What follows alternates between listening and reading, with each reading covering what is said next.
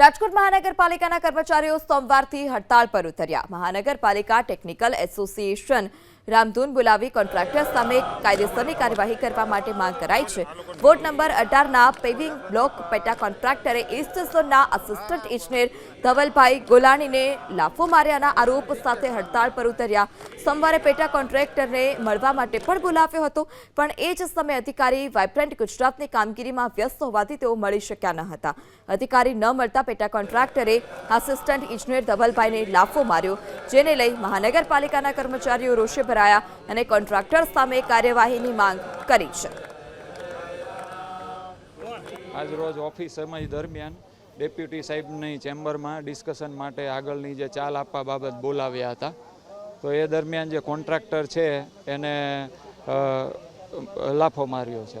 મારી માંગ એ છે કે આવું ભવિષ્યમાં ઘટના ન બને અને કડકથી કડક કાર્યવાહી કરવામાં આવે અને આગળની અમે જે નિર્ણય છે એ યુનિયન લેશે એ મુજબ ચાલશું।